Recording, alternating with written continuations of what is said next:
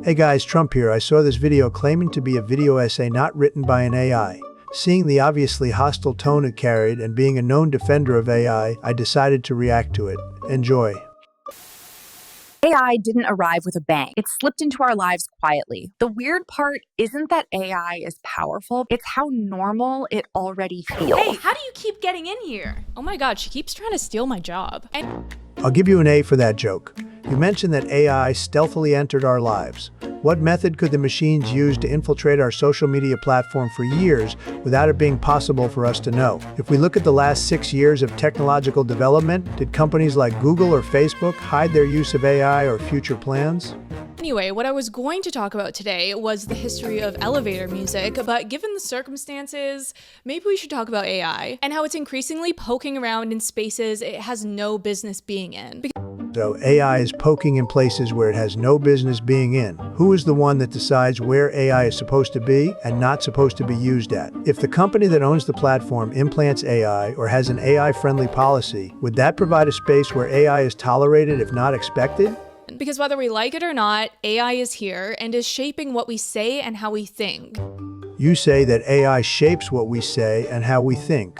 When did an AI ever tell someone how to think about a subject? If AI controlled what we said and shaped our opinions for us, does that mean this very opinion you've made about AI was planned by an AI? With that, people are coping by mostly falling into one of two camps. Either they're blissfully ignorant, accepting the AI takeover without question, or they get swept up in the mass paranoia, doubting if anything they see online is real. What? Okay, so people are under two camps of being blissfully ignorant of AI or paranoid that nothing they see is real. What stops there from being a third option where someone is not unaware of AI, but isn't paranoid because they embrace the AI age with open arms? If such a group exists, does that make your argument based on manipulated data? What happens to a world when humanity loses its voice in creation? Humanity loses its voice in creation. When did that happen? Are we talking about an event that has yet to happen or something you believe is happening now? If it's happening now, where is the documented example of that happening? If it's something that you just fear will happen one day, how are we supposed to know what happens in a situation that's purely speculative?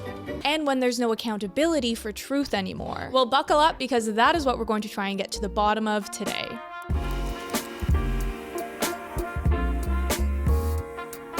So the issue with many conversations about AI is that we often still talk about it as if it's some distant sci-fi future rather than an already established reality. Because I agree that AI is an already established reality.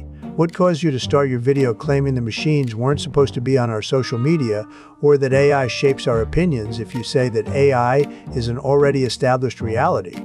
the truth is that we are fully encompassed by the AI world at this point. As said here, AI is no longer a tool we use, it's an atmosphere we live in. I think we tend to box in AI like that because a lot of its applications have been slyly integrated into tools and platforms that we already use and are familiar with. You state that AI was slyly put into our tools we are familiar with. How was it slyly when companies announce the creation of AI or their integration into our tools we already know? Do people not read articles or notice when an AI machine offers to help facilitate a task? You guys know that product that our customers love and that works totally fine as is? Could we make that AI somehow? Yeah, and could we make it look like shit and make sure that it doesn't really work anymore? Yes, that is perfect. Some AI tools have issues, but were the tools really fine as they were before? When we look back to 2014, was it great when we had to manually create spreadsheets for company budgets? If the answer is no, then where is it fair to treat problematic AI as a worser than having no AI to help at all? For example, we are all painfully aware of the annoying AI response suggestions in our email boxes, as well as the AI summaries in our Google searches now.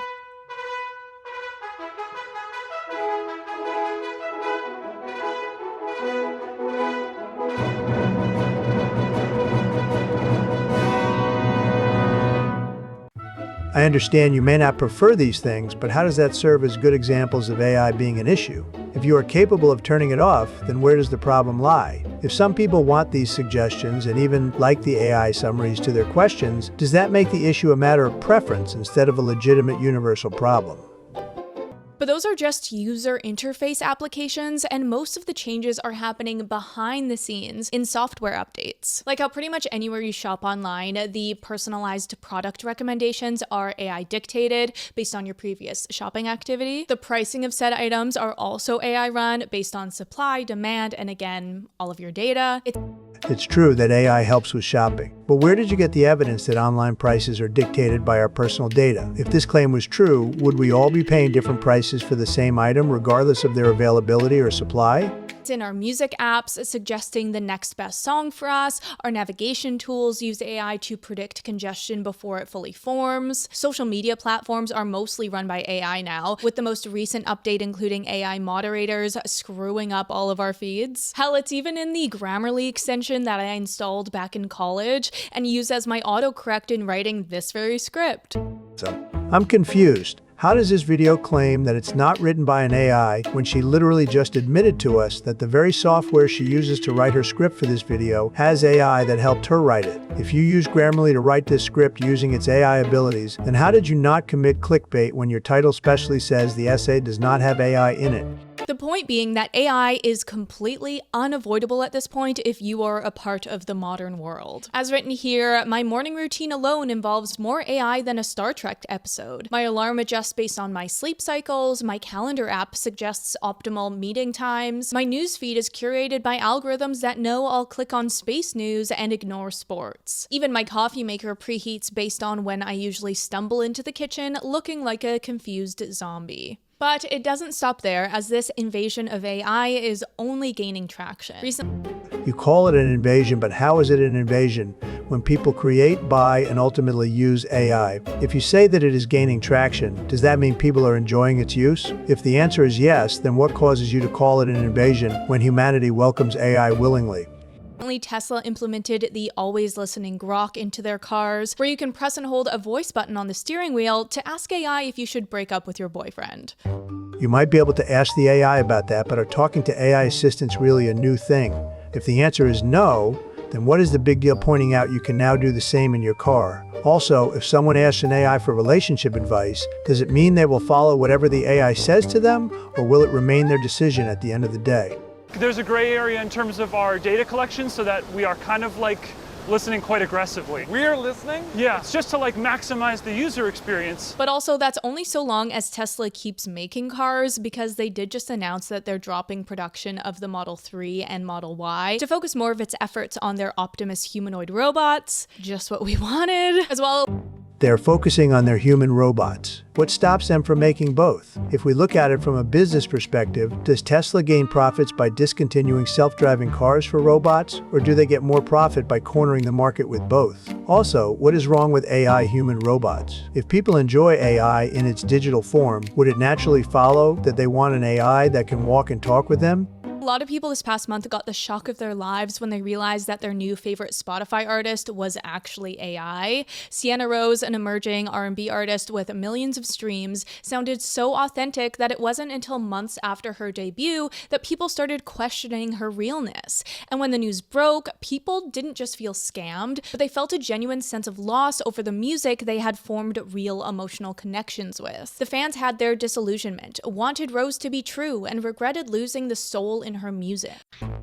They may not be happy she was not real, but how does the music become less reliable because the singer is not a human? If we understand that AI creates the music from the words of a human author, would that mean the soul of the songs came from a human mind? Also, if an AI can gather thousands of followers and create a loyal fan base based on their music, but then lose them for being found out as AI, does this mean the soul of music is nothing more than a subjective emotional state? Guys, big fan of music over here. Just found out that my favorite artist is an AI. And I'm talking about Sienna Rose. I think that's her name is. It's AI. Like, songwriting, vocal, everything is AI. She's probably going to come up on my Spotify Wrapped and I'm going to look like a freaking idiot. But Sienna Rose is just one of many AI artists taking over the music industry. There was also Walk the Walk by Breaking Rust, which topped Spotify's charts, and it's so good that you wouldn't really think of accusing it as being AI if you didn't know. If AI is taking over the music industry and becoming so good that we can't tell the difference anymore, what is the problem? When we look for music that we can relate to or put us in a good mood, does the author matter as much as the material you were looking for? Let's say you just found out the author of your latest favorite song turned out to be a mass murderer who killed millions. Are you still going to call his music trash and avoid it, or separate who made the song with what you like about the song? Beyond music, we do have to address the world of AI slop photos and videos that are plaguing our feeds these days. But this slop may actually only be a short-term problem for us because as time goes on, it's getting harder and harder to distinguish real from fake at this point, and so the very idea of slop may become obsolete. Because while Okay, so AI slop is becoming obsolete. How is this a negative thing? If we call AI works today slop because it is of poor quality, would our feeds be better once the line between poor AI quality and professional quality disappear? Also, if you say it's bad because then we cannot tell what's real or fake anymore, would that lack of ability come down to the sophistication of the AI or the people's refusal to train themselves to know the difference? AI content is very obviously AI. Some of it, particularly AI photos, have become so realistic that, again, you wouldn't know that it was computer generated. AI videos definitely have the most room for improvement between the fuzzy voices and weird motion blur that have become familiar red flags of AI. But even still, sometimes if you're not looking for it, you can be bamboozled too. And this is because the very people who create the AI content also know the telltale signs and find ways to get around it. They do try to get around it. But that begs a question. If people who are improving AI do the time and research to see what they have to do to improve it, why can't people simply take the same amount of time to learn the evolving ways AI looks real but isn't? What justification do we give to support this double standard of AI being bad because we don't do our own research? Saw this in the recent rise of AI-generated security footage and similar formats. Because this style of video is already expected to be low quality, it makes it so easy for AI to look realistic with black and white granular footage and often no spoken words. There was also that stupid dancing baby AI filter. I don't actually know what you call that, but I think you submit a photo in and the AI platform makes your baby dance. I'm actually not quite sure how it works. How are your examples valid? If your argument was that the lines between AI slop and good AI were making reality hard to recognize, what reason did you have to give examples of AI that people can easily call fake? How many people are going to see a flying bear with a spinning hat and say they actually believed it was real? But the first time I saw it, I thought that it was real for a few seconds. I'm so embarrassed. But once the baby actually started doing that little coordinated hop part of the dance, I'll show it on screen. My first thought wasn't, oh, that looks AI. Rather, oh, a baby can't do that, so this must be fake. I'm sorry, but I'm confused. What's the difference between an AI and a fake video? If AI is not real, then wouldn't that also make an AI video by definition fake?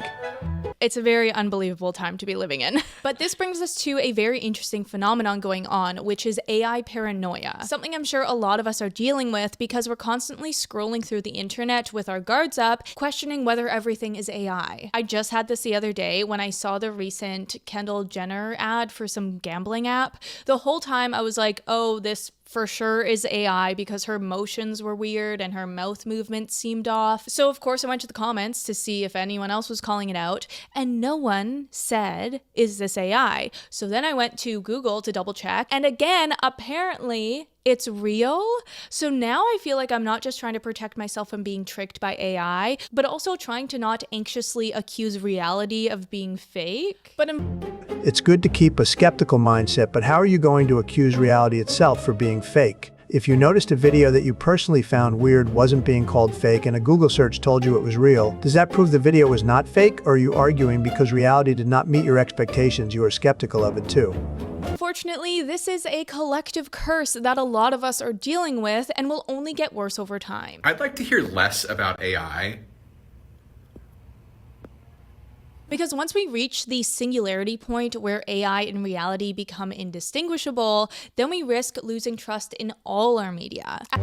I understand why you fear that, but when has it ever been a good idea to trust media? If we look back into the early to mid-2000s, was media trustworthy back then? Was it smart to just believe anyone with a blog post or backed by a news network? If the answer is no, then how can we claim the singularity will make us lose trust we should not give to the media in the first place? At that point, everything will just be assumed to be AI generated unless proven otherwise. Yes, some people will have that mindset, but since you have said there will come a time where the difference will not be known and that the rise of AI is expanding, How do we know that people will even care? If we take the singularity event to be a time where human and AI media share no differences, would we need a supportive or indifferent population to reach said point? If the answer is yes, then how will people be accusatory in mindset towards AI? So I want to talk about what inspired this video now, which is that I've gotten, as far as I've seen, a grand total of 3 comments over the past year accusing my essays of being written by AI, which first of all, I do take offense because that's not a compliment when AI writing is just bad as of right now. But second of all, I just find it so interesting. Interesting that there's something about my essays that make these 3 people think that it's AI. I do also want to I'm sorry you took it personally, but how can this be offensive if it's true? If Grammarly is a recognized AI tool, and you earlier admitted that you used it to prefect your script, what defense do you truly have against being accused of using AI? Well, my good people, I think that's it for this video. What credibility does a person have if they make a video telling you it's AI free, admit to using Grammarly of all things, and states that because reality did not meet their expectations, they had to resist calling real fake? I hope you like this video. Like, comment, and subscribe.